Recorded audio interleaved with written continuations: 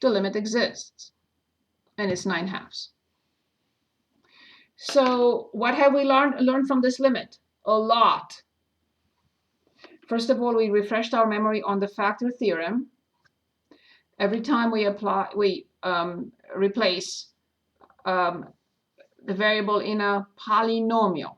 This is for polynomials only. Every time we replace the variable in a polynomial and we get 0, we know that t minus 3 is a factor. If I plug in -3, then t plus 3 is the factor. So I know and I hope that the culprit, this is the culprit. This is what makes 0 over 0. I was hoping from the get-go that the culprit goes away. And once it does, if it does go away completely, then the limit will exist. Or at least from the denominator if it goes away. Any questions on this? So please make a note of the difference and the sum of cubes. So the difference, minus, minus, plus, plus, plus, minus. Okay, I'm going to share my screen. So let's take a look at other problems. For example, these, something with radicals we have to look at. Something with difference and sum.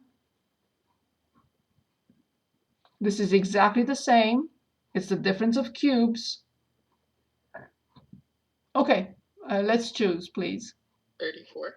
34, where is it? Okay, perfect. 34. So we have limit as age approaches 0. And we have 1 over x plus h, everything squared, minus 1 over x squared divided by h. I want to point out here for this problem, I hope you remember, can anyone tell us how to rewrite 2 to -1? How do we rewrite 2 to -1?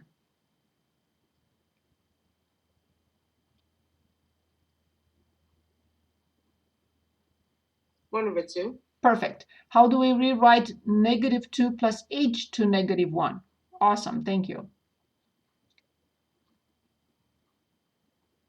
1 over -2 plus h. Exactly, there's nothing different. So anything to power -1, it doesn't mean that it's negative. It's simply a fraction, 1 over.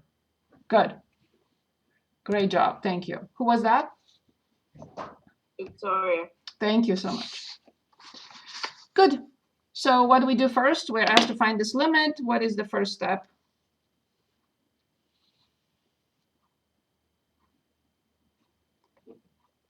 Substitute h. Say that again. Put in h as 0. Plug it in. Good. So can anyone tell us the numerator? What is the tendency of the numerator? Divide by 0. Or numerator. So where does the numerator go? Undefined. Is it 0 over 0? Very good. Yeah. Good. So there is hope. Of course, you don't have to write the hope in there, but I recommend you write this so you know what it is. If you don't want to write it, that's fine too. Good. So there is nothing I can do here. I have to work on this piece. How do I subtract these two, and what is the least common denominator?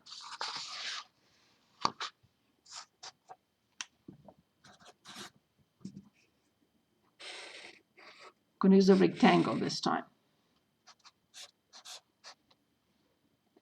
The limit operator has to be copied till the last step.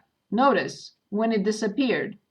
It disappeared when I applied it. I applied this limit operator to this. Now the limit operator is gone, and this is the step in which it disappears. If you write this, that's incorrect. That limit does not equal this. That limit equals the limit of this. Good. Can anyone give us the least common denominator? x squared times x plus h squared. Very good. These two have nothing in common. Who was that? Rick? Thaddeus. Thaddeus, so sorry. Okay, so they have nothing in common, so it's the product of the two. X squared, x plus h squared. Awesome. So what do we need to multiply the top here by and the top here by? And the answer is very simple. This was multiplied by what to get this? That's what I need up there.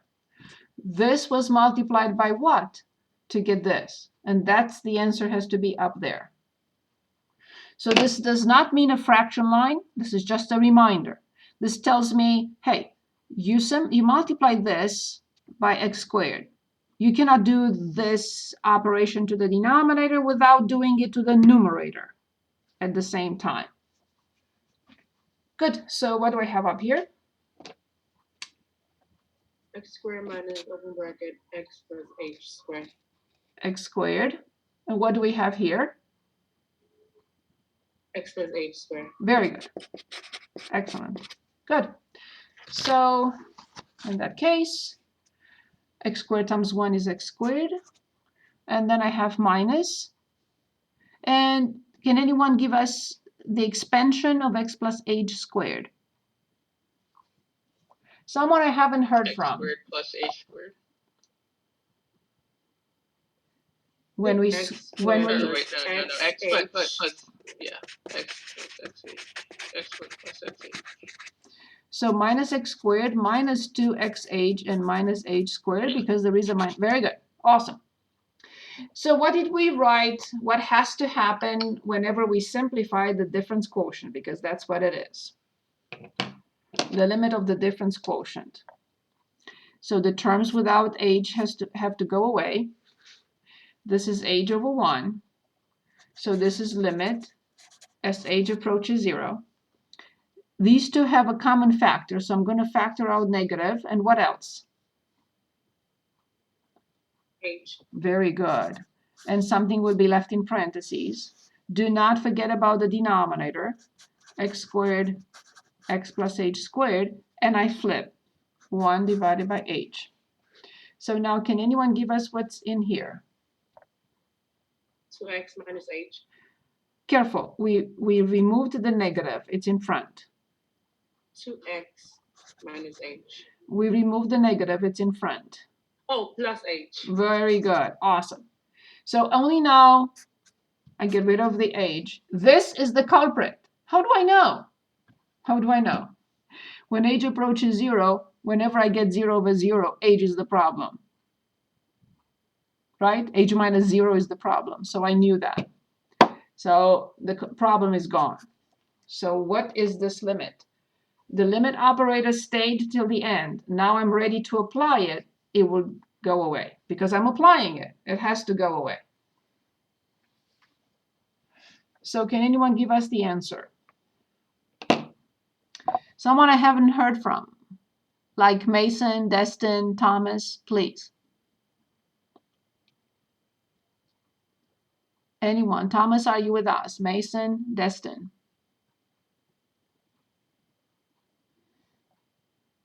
Okay, so then my students cannot get attendance for today then, if they're not with us. I'm here. I'm working on it. Okay, good. Awesome. Thank you. So Mason and Destin, I guess you're absent. Would it just be negative 2x plus h over x squared times x plus h squared? It did not apply the limit. You have to apply the limit. What the limit says, it has to be applied. You have to apply the limit.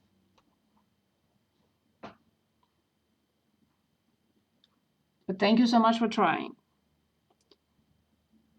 We are applying what the limit says. So if I have the square root, I have to apply the square root and put the answer. But I don't have the square root. I'm asked to find the tendency when h approaches 0. And that's what I have to apply to this expression and get the answer.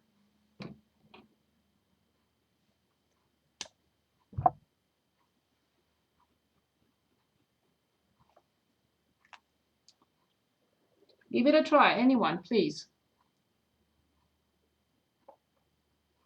We're not getting stuck. Let's go back to what we did before. So how did we get this limit? I'm ready. Is it negative 2x over x to the fourth? Negative 2x over x to the fourth. Simplified to negative 2 over x cubed. Excellent. Yes. You have to apply what it says. When x approaches 0, this goes away. This goes away because they're 0. Both. So the negative 2x is at the top. X squared times x squared is x to the fourth. Awesome. And then negative 2 over x cubed. This is it. Great job. Who was that? Thank you. Me. Thank you. Awesome. Great job. Good. I want to talk about, we can continue with these limits like forever. There is no end. I also want to look at, we have to look at a radical. So let's find a radical, a limit from a radical function. Please remember, you have to ask questions if you have any. Do not let me continue if you have questions. So let's take a look at 27 to have an example with a radical function. So limit as t approaches 0, 1 plus t minus the square root of 1 minus t divided by t. Perfect.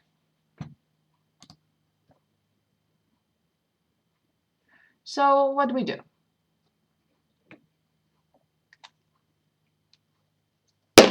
What is the first step? Plug in t equals 0. Excellent. What do we do? What is the answer? The at least intermediate answer.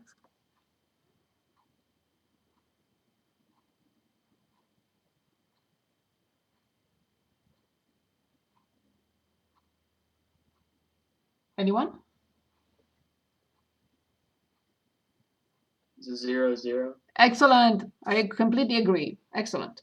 So what do we do in this case? There is nothing I can do here. There is nothing I can do to simplify the top. So what do we do in such a situation when both top or bottom or just one or the other contain radicals? Hopefully Multiply by the difference quotient. Multiply by the conjugate. Yeah, exactly. The conjugate. Okay, excellent. Okay, so I'm going to have to write it one more time because it will be confusing.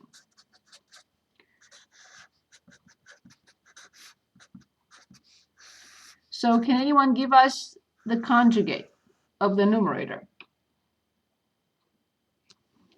The square root of 1 plus t plus the square root of 1 plus t. Very good. Yes. Very good. Awesome. Well done. So remember, if this is a minus b, we need the a plus b. And since these two are the same, this is 1. I'm not changing anything here. Multiplying by 1 doesn't do anything. But it will help us find the limit, though. Okay, so then, in the next step, can anyone give us the numerator? T approaches 0. I will copy this. Do not distribute. We do not distribute the factors in the denominator.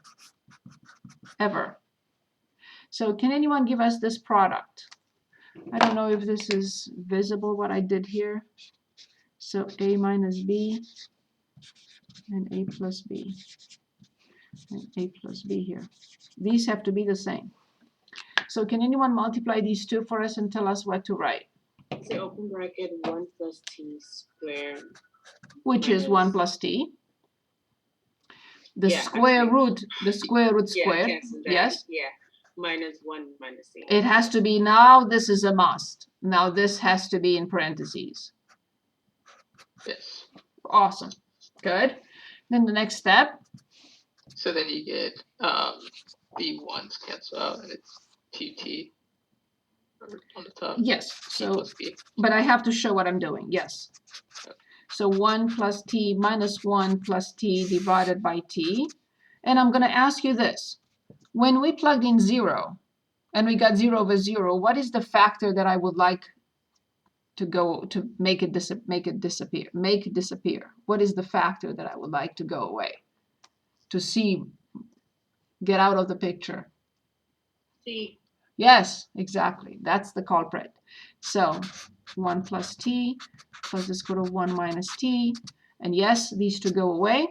I still don't want to simplify in a sum. Please don't do that.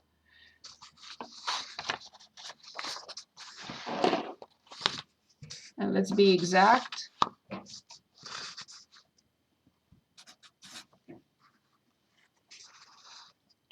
I have to make sure that the position of the paper agrees with the other camera as well. That's why it takes a second. So t approaches 0. Indeed, 2t. Everything over t, the square root of 1 plus t plus the square root of 1 minus t. Yes, I know you're going to tell me, yes, simplify that. Now I'm applying the limit operator. The limit operator disappears, never before. Now it's applied, and I get the answer. Can anyone give us the answer? X over square root of, or t over square root of 1 plus t plus square root of 1 minus t. Right? So these are gone. Yeah. So we Or are, t, not t. okay, so what do we have? Where does the numerator go? Is it 1 over root 1? So first of all, I have to write 2. Yeah, 2.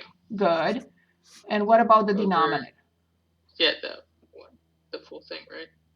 1 plus t, square root of 1 plus t plus. You're not applying the limit then. Oh, yeah.